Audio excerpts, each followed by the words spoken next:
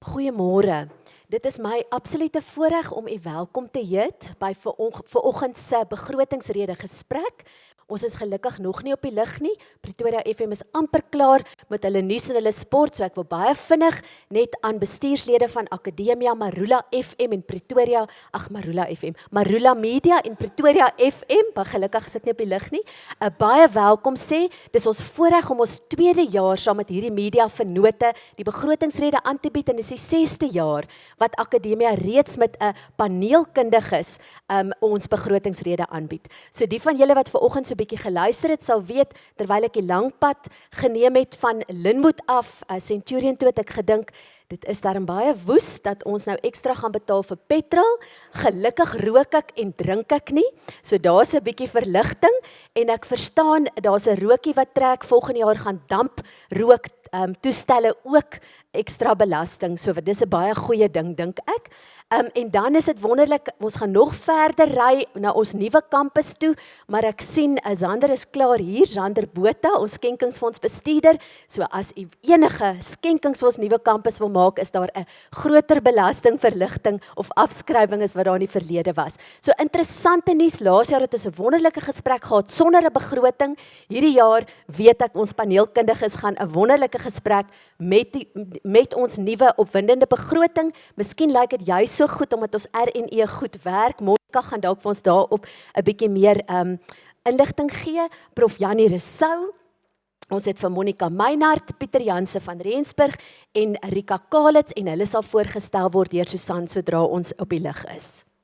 Goeiemôre, ek is Susan Botha en baie welkom by hierdie paneelgesprek regstreeks op Pretoria FM, Marula Media, YouTube en ook in samewerking met Akademia. Baie dankie vir elkeen wat hier is. Nou, die minister van Finansies het nou gister die mediumtermyn begrotingsraamwerk in die parlement ter tafel gelê. En die reaksie op die begrotingsrede is gemeng. Belastingverligting word deur baie verwelkom, maar daar is steeds kommer oor Suid-Afrika se stadige ekonomiese groei. Die regering het 'n belastingverligting aangekondig wat huishoudings en ondernemings kan bemoedig, maar kritici sê die verwagte groeisyfers bly te laag om werklik 'n beduidende verskil te maak. Tergelykertyd bly staatsskuld en skulddiens 'n groot drukpunt in die nasionale begroting, terwyl infrastruktuur, besteding, werkskepping en sosiale dienste tydens lae groei onder spanning verkeer. Nou, wat beteken dit vir Suid-Afrikaners, vir my en vir jou? Die paneel wat die begroting in perspektief gaan plaas is, en ek verwelkom dan vir professor Janie Rousseau, ereprofessor van Wits Besigheidsskool en ekonoom verbonde aan Altitude Wealth. Pieter Janse van Rensburg, goeiemôre aan jou, AJM SA direkte en ook indirekte belastingpraktyk vernoot en lid van die Belastinghofbank. Dan ook Monica Meinhardt, meningsredakteur by Marula Media, en dan Rika Kalitz, departementshoof ekonomiese en finansiële wetenskappe by Akademia. Rika, verlede jaar toe ons hier gesit het ons nie 'n begroting gehad nie.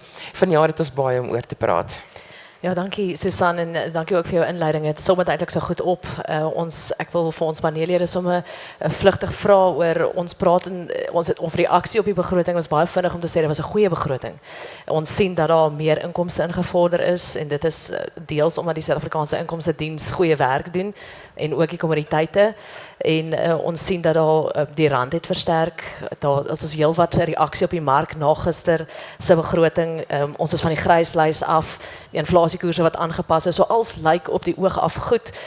Maar Monica, ek wil sommer vir jou vra, is dit werklik goed of is ons standaarde net laag? Die antwoord op daai vraag is ja. Ek dink die begroting lyk definitief beter en daar is relatiewe konsensus dat dit 'n goeie begroting was onder die omstandighede. Dit is 'n goeie begroting gegee die geskiedenis. En ek dink dit is ongelukkig so dat dit in die afgelope paar jaar het ons standaarde verlaag omdat ons regtig gesit het met fiskale en ekonomiese vooruitsigte wat regtig benard was. En ek dink ons is in 'n posisie waar 'n mens positief, jy kan optimisties wees, versigtig optimisties, dat dinge wel kan verbeter. Ek dink daar's 'n sameloop van omstandighede wat veroorsaak het dat dit wel 'n beter begroting is. Nou is 'n mens in 'n posisie waar jy eerstens moet probeer beantwoord hoekom, wat het verander dat ons nou sit met 'n begroting waar die regeringsskuld vir die eerste keer in 17 jaar nie verhoog het nie. Wat het gebeur dat ons op 'n skynbaar beter plek is? En ek dink dit is 'n belangrike deel van die gesprek vandag, maar kortom, daar is groen lote, ons moet hulle nou net nie stikkend trap nie. Professor Rousseau, ons praat van skuld wat nie verhoog is nie, maar ons sit nog steeds op 'n skuldlas van 77,6% van BBP. En so ja, dit het nie verhoog nie, maar dit is steeds geweldig hoog, saam met 'n baie lae ekonomiese groei indien wel enige. Baie dankie vir die uitnodiging om hier te praat vanoggend. Dit is baie lekker om hier te wees. Ek het gedink ek moet praat vanoggend oor hidden in plain sight. Ek weet nie wat dit in Afrikaans is nie. Wat is daar in die begroting wat ons nie dadelik raak sien nie? Ons kan later ietsie daaroor sê. Maar ek het nou 'n baie mooier tema. Beter is nie goed nie. Better is not good. Hier is 'n misverstand rondom hierdie skulding wat die minister 'n groot gewag van gemaak het. Die skuld neem toe. Die skuld neem egter af as persentasie van BBP. Maar ook nie sommer nie hierdie jaar nie, soos gebruiklik volgende jaar. So die minister het beloof dat die skuld BBP verhouding volgende jaar gaan verbeter. Nou jy weet, ek gaan volgende jaar ophou rook en ek gaan volgende jaar ophou alles, net nie hierdie jaar nie. So dit maak my bekommer, it's hidden in plain sight. Hy het 'n groot gewag gemaak van iets wat eintlik nie gebeur nie. Die skuld neem steeds toe. Die skuldverhoudings verbeter wat bietjie iets anders beteken. So dis die een ding wat ek van my hart af moet kry. Die ander ding wat ek van my hart af moet kry is hoewel almal BTW betaal, is ons persoonlike inkomstebelastingbasis baie smal. Ons het baie min persoonlike inkomstebelastingbetalers. Dis mense wat se belasbare inkomste in hierdie komende jaar bo R99,000 per jaar gaan wees. Daar's so rieweg 7 of 8 miljoen uit 'n bevolking van so rieweg 65 miljoen. Uit daai 7 of 8 miljoen is daar egter 267,000 individue wat meer as 1,5 miljoen rand belasbare inkomste verdien. Daai groep mense betaal 282 miljard rand belasting. Dis 33% van Suid-Afrika se persoonlike inkomstebelasting en 15% van totale belastinginvordering van hierdie regering. So hier's iets verskriklik verkeerd. Is goed, it's hidden in plain sight, maar wat ons nie oplet nie, maar ja, in die globaal gesien lyk dit nou beter as byvoorbeeld 5 jaar terug. Dit lyk of die regering die boodskap gekry het dat hulle nie kon voortgaan op die traject wat hulle was nie. Ons gesels 'n bietjie oor daai noue belastingbetalers, Pieter, want soos wat prof nou gesê het, as ons praat van 270,000 mense in Suid-Afrika wat belasting betaal en die persoonlike inkomstebelasting maak deel uit van 37% van die staat se totale inkomste. So in wese dra 270,000 mense, inteendeel, prof het nou gesê 33% of hoeveel of 2% van daardie 270,000 mense dra by tot 33% van die persoonlike inkomstebelasting. So ons kan eintlik sê dat 5,000 mense in Suid-Afrika dek 32% van die staat se inkomste. Ja. Nee, Rika, dit is 'n geweldige probleem. Wat as mens kyk na die belastingbasis, dit is daai belastingbasis bly krimp. Ook as jy kyk na die ekonomiese groei en die bevolking wat bydra tot daai spesifieke belastingbasis. Ek het bevrees dat as mens kyk na die toekoms, dan is daar nie vir ons veral op die individue op die natuurlike persone vlak aanduidings dat daai belastingbasis gaan verbreed nie. Ons het 'n geweldige klomp hoë welvaart individue wat besig is om ons land te verlaat. Die investering is nie, hulle investering gaan ook na die buiteland toe. So dit is 'n geweldige probleem om daai belastingbasis te verbreed. Waar ek voorspel ons belastingbasis in die toekoms verbreed kan word, is ongelukkig maar deur indirekte belastings. Nou indirekte belasting, BTW, douane en aksies is nie gewilde belastings, veral in politieke konteks in 'n verkiesingsjaar om te verhoog nie. Maar dit is ongelukkig waar ons heil gaan lê. Dit lê nie by die persoonlike inkomstebelasting nie. Ja, dit dra die meeste by op hierdie stadium nog en dit is al vir baie jare wat die tendens is. maar is verseker nie volhoubaar nie. Pieter het nou aangeraak oor 'n verkiesingsjaar, Monica. Ons sit ook, as ek reg is, hierdie jaar met 'n plaaslike verkiesing. Het die begroting, sou jy dink die begroting was 'n bietjie aangepas en dis in die agterkop van die ANC gewees? Ja, ek dink is interessant want ons is tans in 'n verkiesingsjaar, maar ek dink meer as die opkomende verkiesing wat 'n impak op die begroting gehad het, die vorige een nog steeds 'n impak op die begroting gehad. Verlede jaar het ons nie 'n begrotingsrede gehad nie omdat dit die eerste begrotingsrede is wat die ANC moes deurvoer met RNE vennote en dit was absolute chaos. Maar die werklikheid van die 2024 verkiesing sit nog steeds met die ANC en ek dink dit is een van die grootste faktore wat uiteindelik 'n impak gehad het op die feit dat die begroting uiteindelik beter begin lyk. En goed is nie beter nie, maar in hierdie stadium is ons optimisties. Ons vat wat ons kan kry. En ek dink die ANC het iewers die werklikheid hulle doeteenvoudig begin inhaal en as 'n mens luister na die staatsrede wat president Cyril Ramaphosa vroeër vanjaar gelewer het plus die begrotingsrede was daar verbasend baie verwysing na die privaat sektor en die rol van die privaat sektor en dit is nie iets wat 'n mens as 'n gegewe moet aanvaar nie, veral gegee die ANC se geskiedenis en die geskiedenis van hulle houding teenoor die privaat sektor. So ek dink hulle is onder enorme druk en die aanpassings wat hulle wel maak en waarskynlik meer gaan maak, die toegewings teenoor die privaat sektor, gaan nie noodwendig oor die feit dat hulle skielik die ideologiese lig gesien het nie, maar eerder dat hulle dit sien as 'n manier om hulle laaste poging om aan die mag waaraan hulle wel nog vasklou om verder daaraan te kan vashou. So ek dink daai toegewings moet ons sien as 'n middel tot 'n doel vir hulle, maar dit gaan ongelukkig nie so eenvoudig wees om dit weer terug te draai soos wat ek dink hulle dink dit gaan wees nie. Prof Rousseau, om daardie ekonomie te laat groei, sou die belang van die privaat sektor of die verhoging van die belang in die privaat sektor belangrik wees of moet ons die werksmag uitbrei om die belastingbetalers te verhoog? Ja, kyk, as jy nou met die sosialiste daar by Wits praat, gaan jy nou heeltemal 'n ander antwoord kry as wat jy by my gaan kry. Maar by my gaan jy volgende antwoord kry. Ons moet die ekonomie laat groei deur privaat sektor belegging sodat hulle mense in diens kan neem, sodat die werksmag kan groei, sodat mense kan wees wat belastings betaal. Ek bedoel, baie eenvoudig. Ja, my sosialiste, my kollegas daar by Wits praat, want hulle heeltemal ander modelle. Nou ek argumenteer nie met hulle nie. Want hulle trek jou af na hulle vlak toe, rol jou in die modder en net hulle geniet dit. Maar dit nou daar gelaat vir die oomblik, maar ons moet om dit reg te kry, moet ons plaaslike owerhede laat werk. Wie gaan 50 sent in Johannesburg belê as daar nie water is nie? So as plaaslike owerhede werk, dan gaan daar belegging wees. Belegging gaan werk skep. Gaan ons werkloosheidsprobleem oplos. Belegging gaan die ekonomie laat groei, dan gaan ons belastingbasis laat groei. Ja, is egter 'n ander punt wat ek ook net van my hart af moet kry. Hidden in plain sight, daar is nogal baie groot valuta beheer verligting gegee in hierdie begroting. Ek dink dit is verskriklik positief. Dit dui op 'n regering wat vertroue in sy eie vermoë het. Ek sou graag wou gehad het valuta beheer moet volledig afgeskaf word. Dis nie volledig afgeskaf nie, maar daar's groot verligting gegee. Dit beteken dat die beleid wat in 1995 aanvaar is van geleidelike valutabeheer verslapping, wat eintlik hier by 2005 of 8 rond, hulle eintlik 'n bietjie van vergeet het, terug is op die tafel en dat daai debat weer kan begin en ook oor volgende stappe praat. Maar is baie positief. Dit is my ook positief omdat ek teen inflasie is.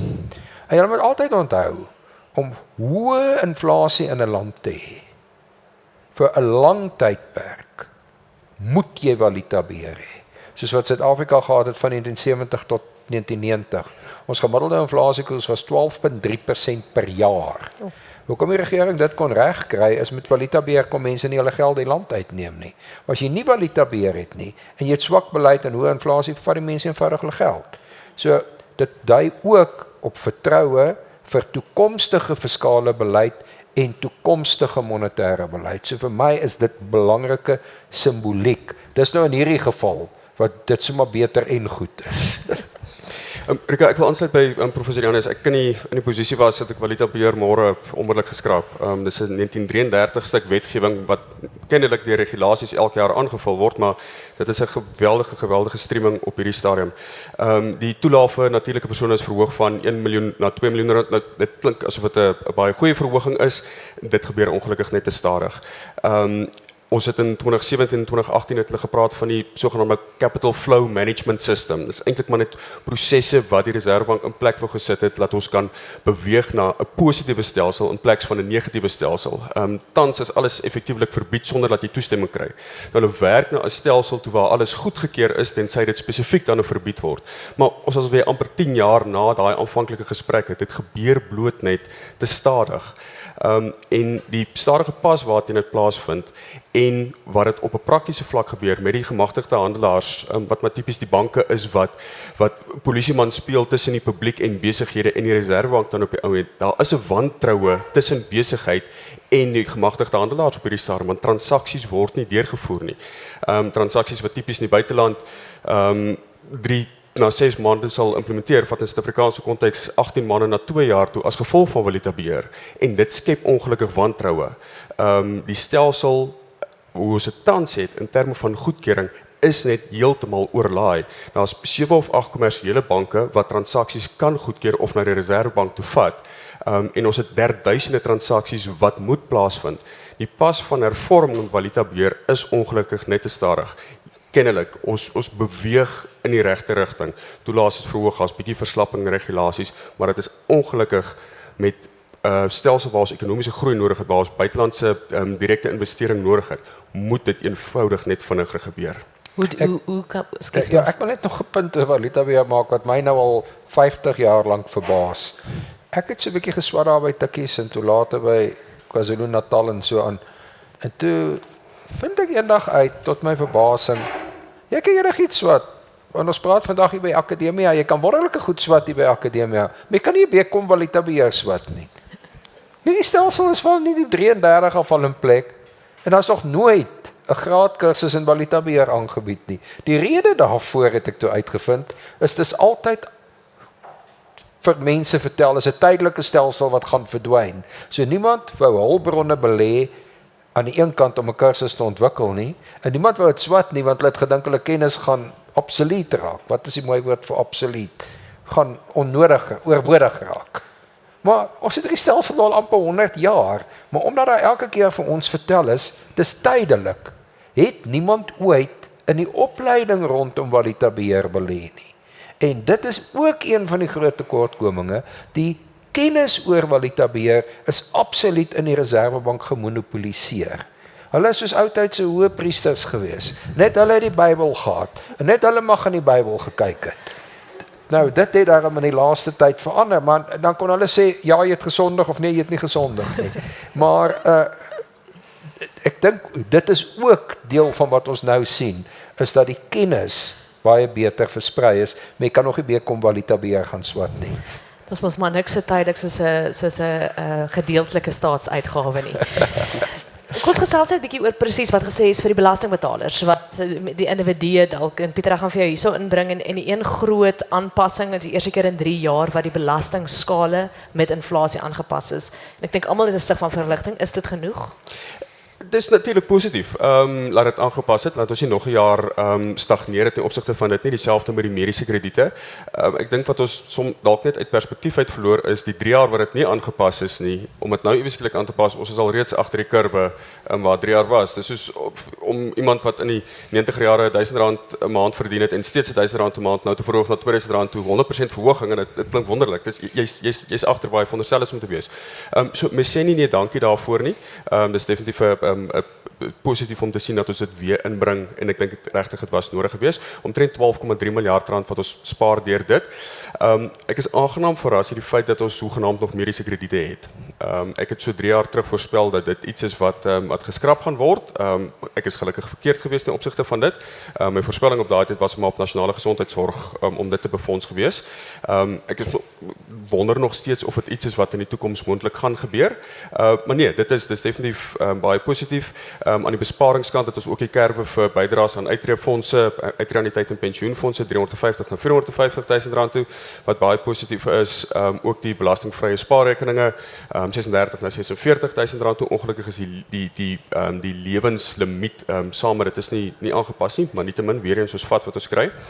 Ek dink van die besparingskant af waar ons 'n toertjie mis, wat maklik is om of relatief maklik is om te implementeer en kan ook help met ons skuldlas, is 'n les wat ons kan vat by ons bure in Namibië, waar die handelseffekte, die sogenaamde retail government savings bonds, is baie billike opbrengskoerse waarop is tans net vir natuurlike persone beskikbaar en die rente daarop is ten volle belas. Namibië het 'n stelsel waar dit oop is vir koöperatiewe persone om daarin te belê, natuurlike persone, en die opbrengste, die renteopbrengste daarop is vrygestel van belasting. So dit is 'n manier hoe die staat by sy eie burgers kan lewer en daai belastingvrye opbrengste kan weer teruggeploeg word in die ekonomie. Ons hoef nie noodwendig in die buiteland te gaan leen nie. Ons kan plaaslik leen en daai geld spoel weer terug in ons eie stelsel uit. So dit is iets wat ek ook al 'n paar jaar voor hoop om te sien, maar ongelukkig het ons nog nie rigtings in dit gesien nie. 'n Paar ander belangrike elemente wat aangepas is, ongesiens wat dit weggesteek is daar in die bylaag tot die begrotingsrede, skenkingsbelasting 100 na 150 000 rand toe, weer eens is iets wat amper 20 jaar gelede aangepas is, so verwelkom, maar heeltemal te laat eintlik om dit te doen. Primêre woning uitsluitings van 2 na 3 miljoen toe, wat ook positief is. Kapitaalwinsverligting vir klein sake, winste wat gemaak is. So daar's klein goedjies wat hier en daar aangepas in die stelsel wat alles positief is. Druppels in die emmer egter, en ons het 'n kraan wat oop nodig, vloei in daai emmer en ongelukkig nodig. Je hebt nou baie vinnig genoem deur dit en ek dink daar's 'n enkeles wat ek net wil by stil staan en dit is die eerste keer in 17 jaar en ek gaan nog by jou bly, maar julle kan asseblief aanvul as julle opinies het. Is die BTW aanpassing vir klein sake ondernemings vir registrasie was voorheen 1 miljoen en nou is dit aangepas na 2.3 miljoen. So vir ondernemings wat nou kyk, maatskappye wat nou kyk, wat beteken dit? En hoe bring dit verligting? Ja, Rika, dis 'n vir eerste keer in 17 jaar waar daai kerf aangepas is. Ek dink dit moet nader aan 10 miljoen rand wees. My mening, maar ons vat wat ons kan kry.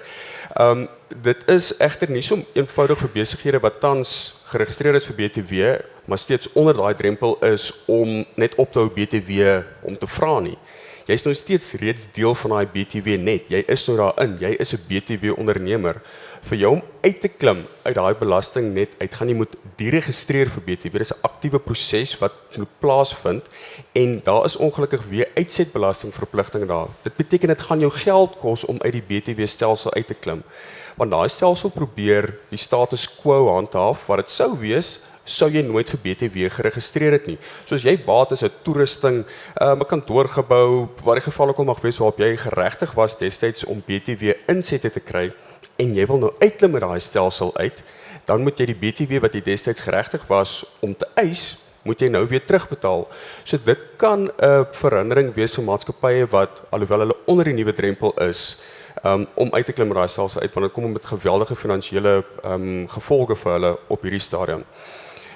Wat vir my 'n effense hindernis is, en dit is baie meer op 'n praktiese vlak, is goed en wel dat ons uit 'n beleidsperspektief uit die koers aanpas en die wetgewing gaan verander en daar sal oorgangsmaatreëls wees en alles wat daarmee saamgaan, maar wanneer dit kom by implementering, wanneer belastingbetalers by die SAID aanhardloop om te registreer of deregistreer, dis waar die pap soms op die grond val. Ons moet net onthou, dis nie die SAID, dis nie die ontvanger wat wetgewing maak nie, dis nasionale tesourie deur die parlement wat wetgewing maak. En daai wetgewing word deur iemand geïmplementeer en dis die ontvanger.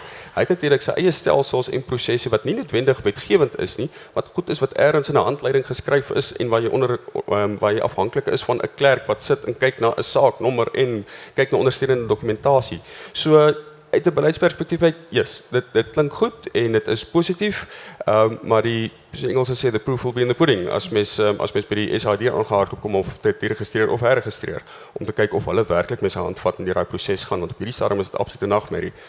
Belasting, dis een van die goed waaroor belastingpraktisyns die meeste aan in die lig is die proses van BTW en registrasie. So ons sal sien hoe dit uitspeel in praktyk. Kan ek net, ek weet nie of jy weet nie, ek het dit versoek in die begroting, ek het dit nie gekry nie.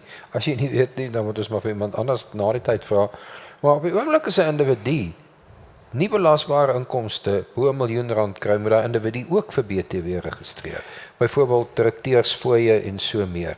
Geld daai 1 miljoen uitgebrei na 2.3 miljoen ook vir individue of net vir maatskappye? Ja, dit geld vir enige persoon wat 'n onderneming bedryf. Nou dit kan ook individue wees wat dienste lewer. So dit behoort dan vir individue ook te geld. 100%. So dis positief. ja, so die toets vir of 'n transaksie of 'n diens of goedere BTW hefbaar is of nie, is of 'n deel is van 'n sogenaamde enterprise of 'n onderneming. En daai enterprise of onderneming kan deur selfs 'n nie-inwoner kan 'n bedryf in Suid-Afrika hê. Maar die goeie nuus is dit geld nie net vir besighede nie, dit geld dan vir individue ook. 100%. Min mense weet van hierdie ding dat individue eintlik moet registreer. Baie min mense weet van dit. Maar so dit geld vir individue ook is jou 100%. interpretasie. Dankie Ja. Pieter. Dankie. Ek dink daar is heelwat belasting, die gewone sondebelasting aanpassing en dit raak gewoonlik al die individue, maar ek wil by jou stil staan Monica oor die ander groot las op ons begroting of die groot uitgawe op ons begroting is die maatskaplike toelaas. Ons het geweldig baie persone, ek dink in totaal van 40% van Suid-Afrikaanse burgers is afhanklik van maatskaplike toelaas. Is dit iets wat ons kan aanhou doen? Ja, so jy het vroeër die opmerking gemaak dat daar niks so permanent soos 'n tydelike regeringsprogram is nie en ek dink dit is die moeilike situasie waarin ons maar die regering ook sit is. Die bietjie ruimte wat hulle wel gehad het en dis my mening is die bietjie ruimte wat hulle wel gehad het om veranderinge aan te bring, het hulle positiewer besluite geneem. Daar's sekere goed wat hulle weens hulle geskiedenis as regering en net die ongelooflike sosiale onrus wat dit sal veroorsaak wat hulle nie kan aanpas nie. En een van daai goeders is maatskaplike toelaas. Dit is een van die laaste goed waarna hulle kan sny, veral op 'n drastiese manier in 'n begroting. En dit is ongelukkig want dit is een van die grootste laste wat ons dra van die begroting. Maar ek dink die moontlike scenario waarna ons wel kyk, is nie noodwendig dat die regering daai tipe goeders ophou doen nie, is dat hulle nog steeds 'n meer maatskaplike sosialistiese woordeskat behou en praktyk, maar dat hulle wel waar hulle beheer oor hulle besluite het, 'n meer privaat sektor benadering kies. En dan kry jy mense 'n tipe van 'n China model waar jy kommunisties praat maar jy doen baie meer privaat sektor. En ek dink dit is 'n moontlike positiewe scenario waarna ons kan kyk, veral as 'n mens kyk na die hoeveelheid ruimte wat die regering eintlik vir die privaat sektor wil skep. Hulle wil nog steeds beheer hou oor infrastruktuur, maar hulle is op 'n plek waar hulle sê dit is die privaat sektor se plek om daai ruimtes te kom vul daar waar bevoegdheid is, public-private partnerships. En ek dink dit is iets wat ons 5 jaar terug nooit sou hoor nie. So die maatskaplike las gaan in die afsienbare toekoms dalk nie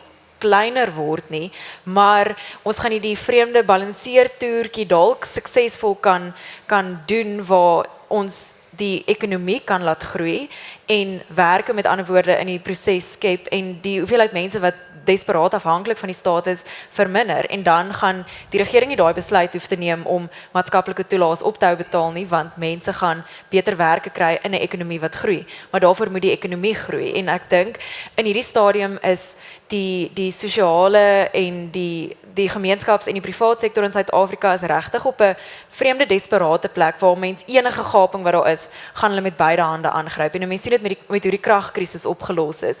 Die regering het net gedink hulle gee 'n kans vir die privaat sektor om toe te tree en hulle het die probleem oornag amper opgelos en ek dink dit is waar die regering amper oorbluf staan met iets wat totaal en al indrys teen hulle ideologie het gewerk.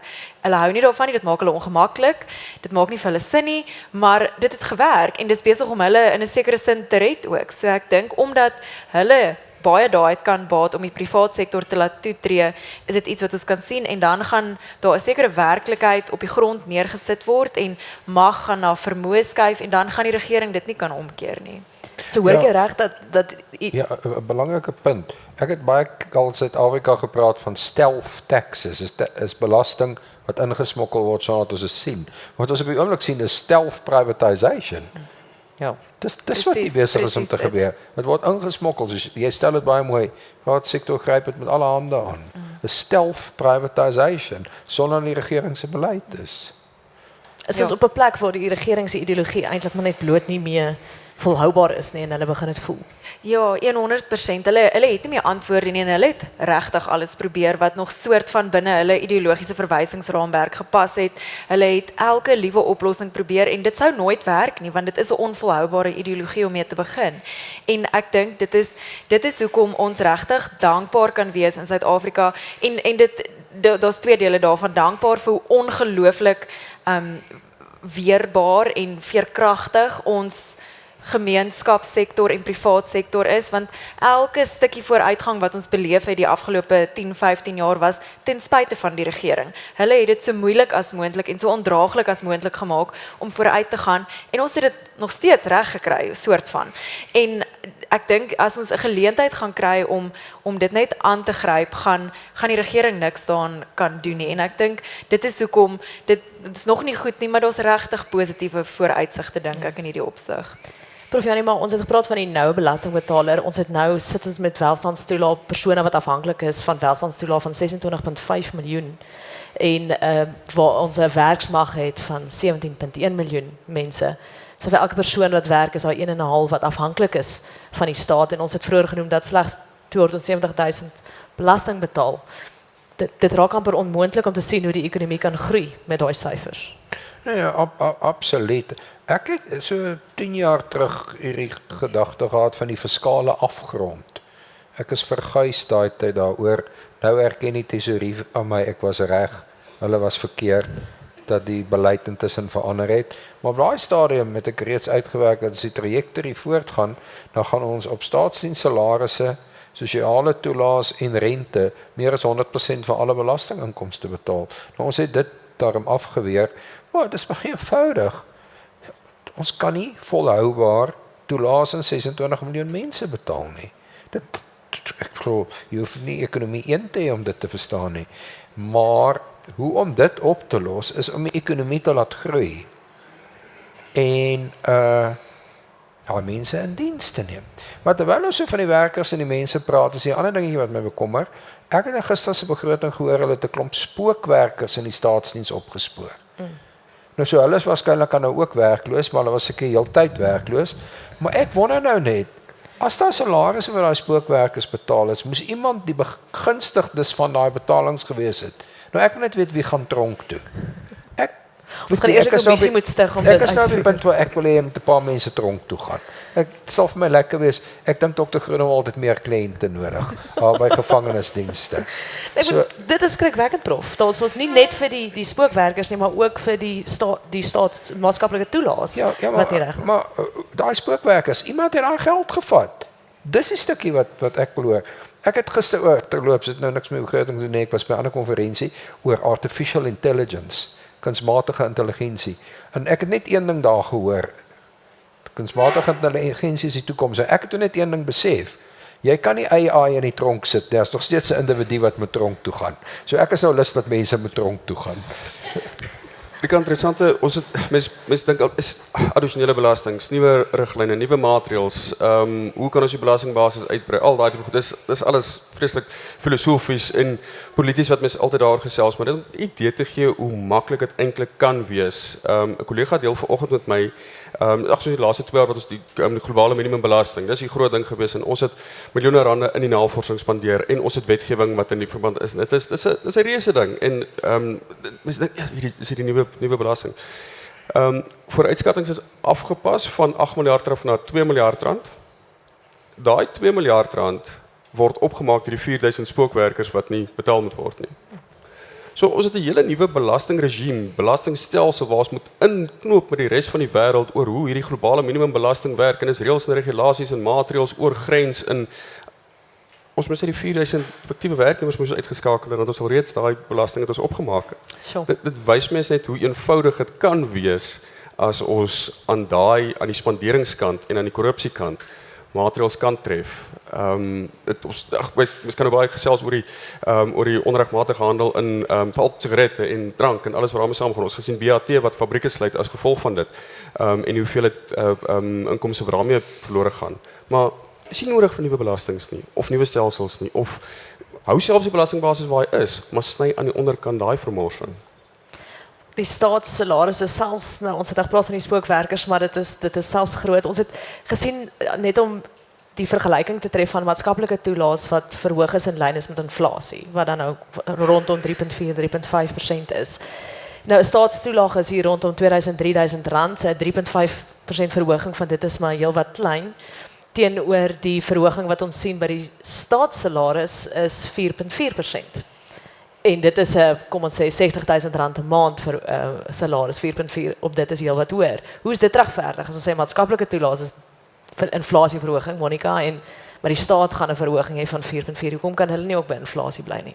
Ja, ek dink niks daarvan is regverdig nie, Rika. En ek dink dis die ding, is dit dra by tot die morele woede waarin 'n mens in hierdie stadium verval is, want ek dink wanneer 'n mens kyk na hierdie begroting en hoe sleg dit moes gaan vir so lank om enige mate van positiwiteit hierin te sien, besef 'n mens watter verlore geleenthede ons as land het. As jy kyk dat ons dalk ekonomiese groei gaan toon van 1,6%, is dit klink fantasties, ons vat dit.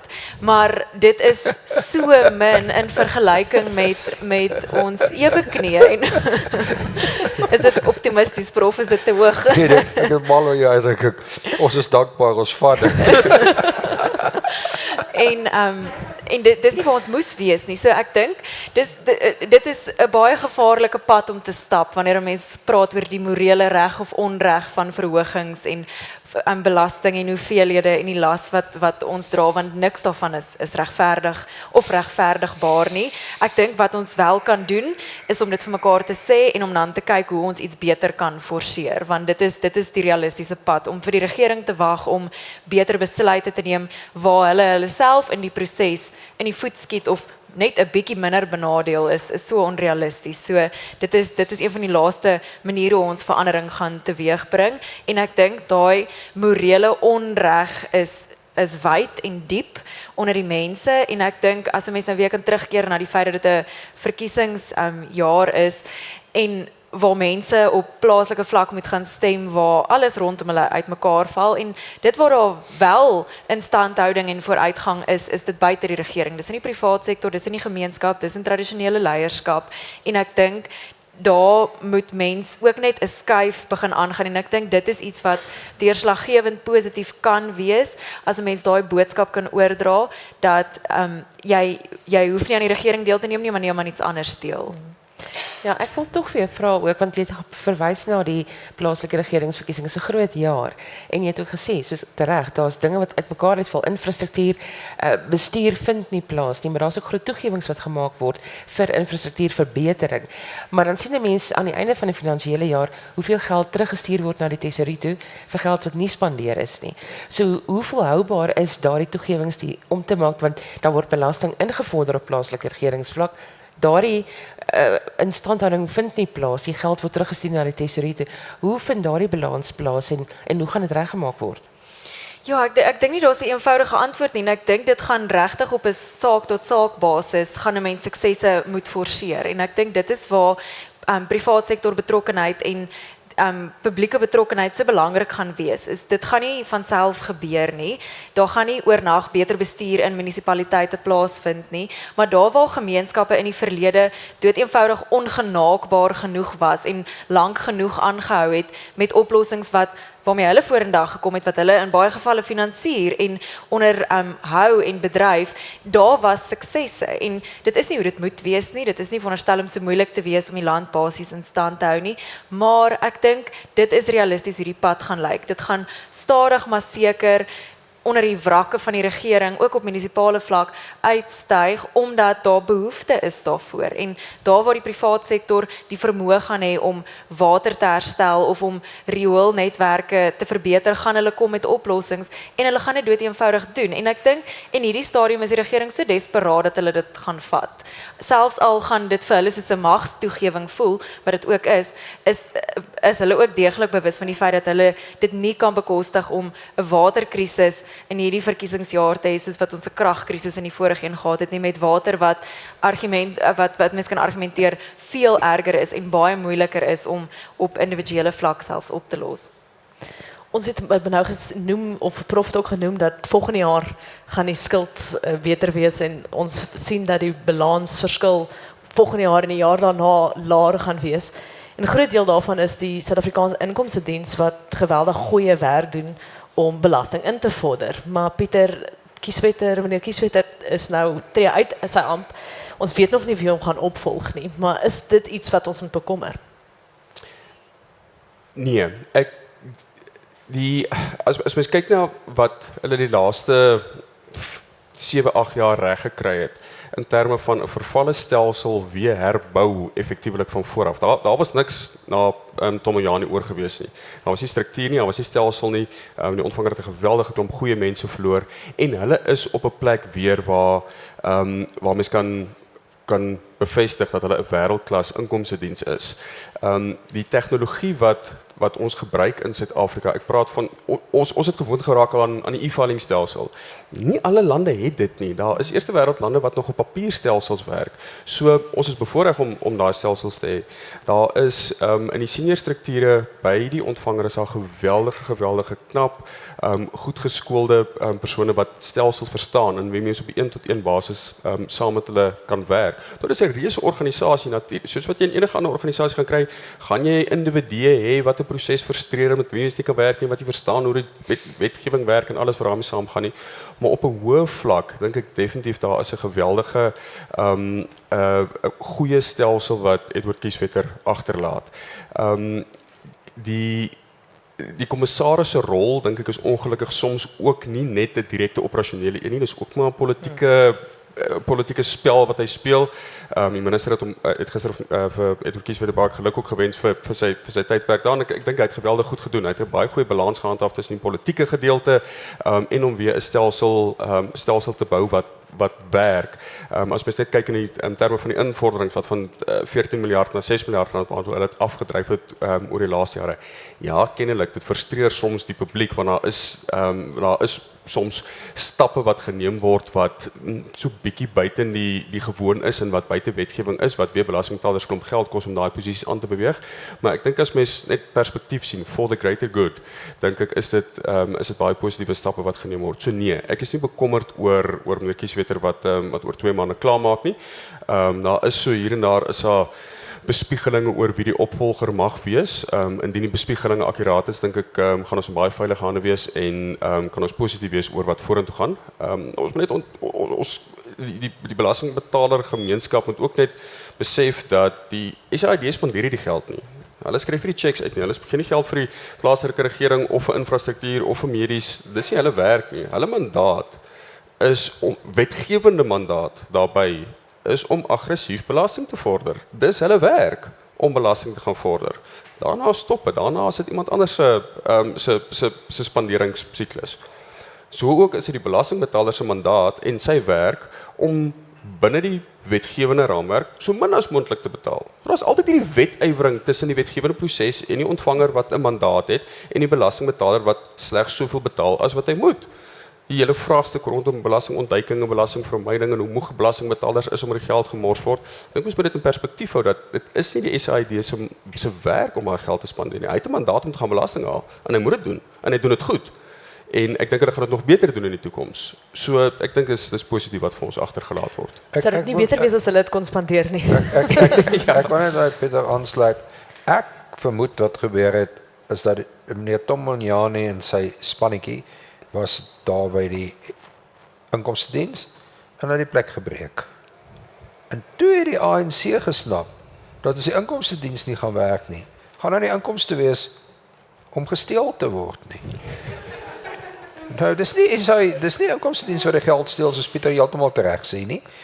Hulle maak met mekaar, dit word op ander plekke gesteel. Maar as hulle dit nie by mekaar maak nie, is daar nie geld om te steel nie.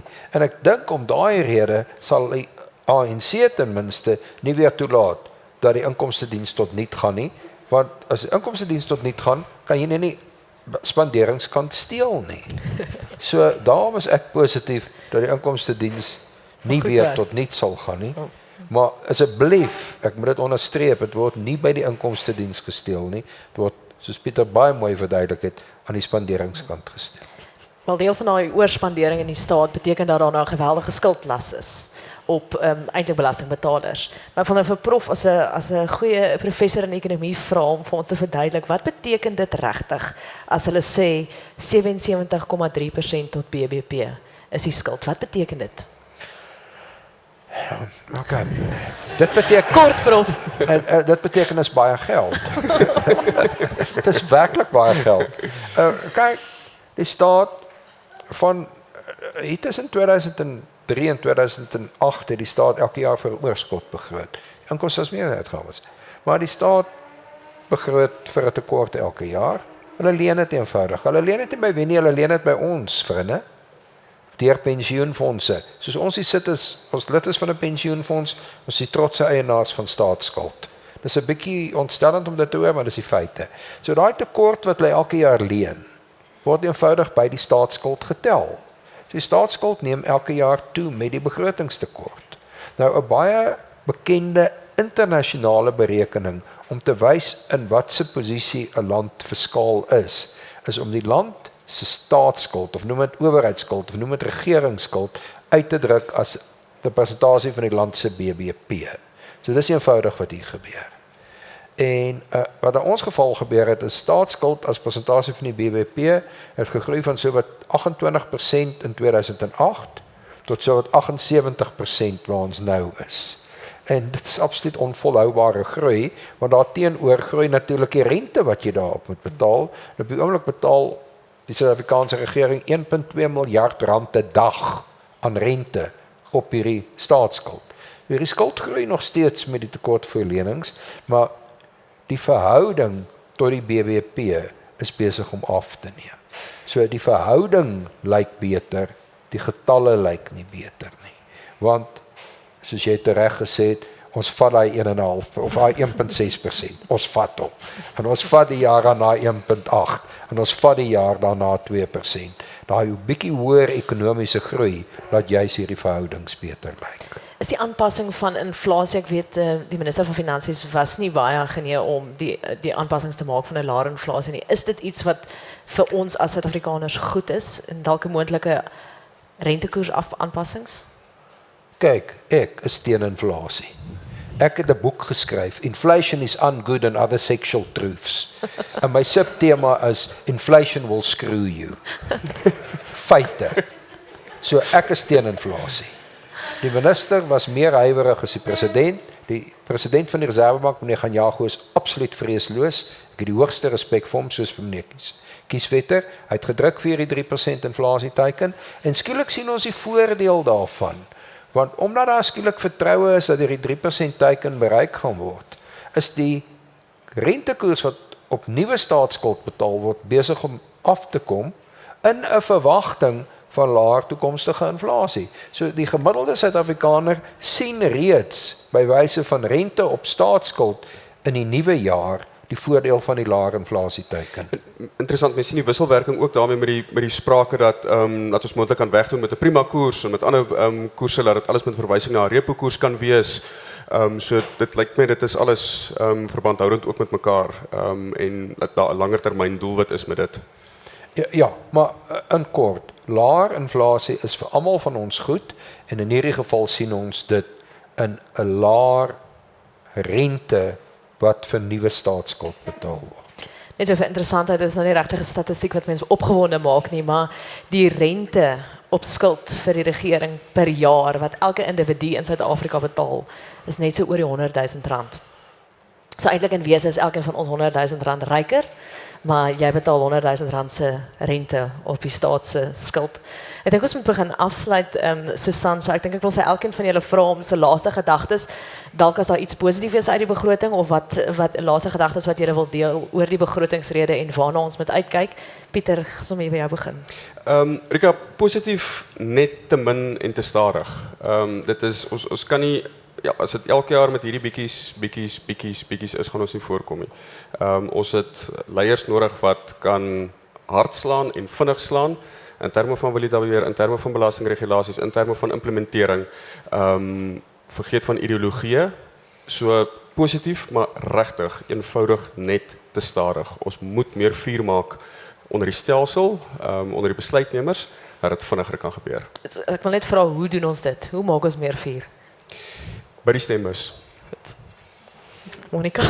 Ja, ek dink die tyd vir daai tipe druk is ryp. Die regering is onder geweldige hoë druk en ek dink dis waar dat mens daai druk nou moet toepas, want soos wat Prof Janie ook gesê het, is die geld wat hulle steel dis 'n mens se toekoms wat hulle in wese gesteel het en ek dink ons as burgers van hierdie land verdien beter as om ons toekoms by die regering te laat steel. So ek dink ons is al deur baie en daar's baie swaar jare agter die rug, maar daar's regtig kans vir verbetering ten spyte van die regering, in weerwil van die regering, maar ons verdien dit om aan die ander kant sterker en beter uit te kom en ek dink daar's goeie rede om te glo dat dit is wat gaan gebeur. Meer privaat belegging is wat jy sê. Presies. Prof Janie? Ja, ons kyk dan die staatse begroting. Vriende, die wat hier sit, ons op die verhoog, mense wat vir ons kyk en luister, is ook tyd dat elkeen van ons 'n slag na ons eie persoonlike begrotings kyk. En miskien lyk die staatse finansies beter as ons eie persoonlike finansies. So asseblief, ons moet ook aan ons eie huishoudings dieselfde dissipline toepas as wat ons van die owerheid op nasionale vlak verwag. Rika, baie dankie ook aan ons paneellede. Ek dink dit is belangrik dat ons na ons begrotings kyk soos Prof Janie sê, maar ook kyk waar ons 'n tasbare verskil kan maak en hoe ons ook veral wat Pieter nou ook gesê het, hierdie jaar is 'n groot jaar. Ek dink dit is 'n belangrike verkiesingsjaar vir alle plaaslike regeringsvlak waar ons daardie verskil kan sien en kan laat implementeer. Baie dankie aan elkeen wat deelgeneem het. Baie dankie Prof Janie, Monica, Pieter, Rika. Dalk nog 'n woord van jou af? Ek dink van my kant af net baie dankie vir julle tyd ook en almal wat hierso is vandag. Ons gaan 'n gesprek voortsit op sosiale media as daar nog vrae en antwoord sessies is. Mense kan gerus vir ons vrae stuur. Ek weet ons is nou van die radio af, so as daar nog verdere vrae is van luisteraars wat dalk wil inskakel op die YouTube kanaal, kan hulle gerus. Absoluut. Nou ja, baie dankie. Ons het nou ook regstreekse uitsending gehad op Pretoria FM. Ons skakel dan nou terug na die ateljee toe.